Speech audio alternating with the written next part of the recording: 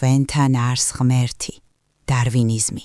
მეცნიერებაში არსებობს თეორია, რომელსაც დარვინიზმი ეწოდება. ისევ დაიწყო ლექტორმა. ამ თეორიას ეს სახელი ინგლისელი მეცნიერის დარვინის საპატივცემულოდ დაერქვა.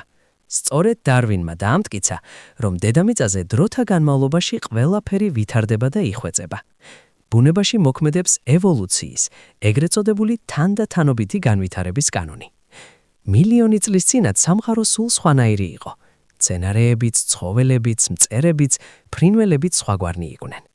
ბუნებაში მუდამ მიმდინარეობს ბრძოლა არსებობისათვის, რის შედეგადაც სუსტი იღუპება. ის კი, რომელიც გადარჩება, კიდევ უფრო ძლიერდება. არსებობს კიდევ ხელოვნური გადარჩევა. ეს უკვე ადამიანის ჩარევით ხდება. ადამიანი სხვადასხვა ჯიშის ცხოველებისა და მცენარეების შეჯვარებით იღებს ახალ, ძლიერ ჯანსაღ ჯიშს, რომელიც შემდეგ გადადის სხვა სახეობაში და ასე ხდება სხვადასხვა ჯიშებისა და სახეობების წარმოქმნა.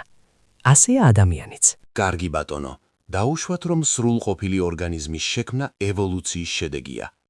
დაეთანხმა დემიანე. მივიღოთ ეს თეორია როგორც ჭეშმარიტება. მაგრამ ეს ყველაფერი ხომ მეცნიერული ანალიზია? მე შენ საწყისზე გეკითხები. საწყისზე, ესე იგი ღმერთზე, ვისგანაც მოდის ეს ევოლუცია, ინტუიცია და სხვა. მატიუხინი შეყოყმანდა. ალჩულერმა დროი ხელთა და განაცხადა. კითხვა ამოწურულია. მაგრამ დემიანეს არც უფიქრია დაჯდომა. რა არის ამოწურული? მშვიდად მიმართა მან ალჩულერს. მე ჩემო ძვირფასო შეკითხვებს ახლა ვიწყებ. მინდა გიამბოთ ჩემს მეგობარზე. იგი მებაღია და ისეთი საუცხოო ყვავილები გამოჰყავს, შეგშურდებათ. ერთხელ ვკითხე, თუ შეიძლება გამოზარდო ყვავილი ჭინჭრისაგან. რასაგვირველია არა, გაუკვირდა მას. ხისგან თუ შეგიძლია რკინის სკამი გააკეთო. ეს მარტო ზღაბრებში ხდება, მითხრა მან. რატომ? ვკითხე მე. იმიტომ რომ არსებობს ბუნების კანონები, რომელსაც ვერ შეცვლი. აბას ცადე და დაამყნე გამხმარი ხე, თუნდაც მთელი ქვეყნის საუკეთესო მებაღეები შეკრიბე, მაინც ვერ შეძლებ, იმიტომ რომ მასში სიცოცხლე აღარ არის.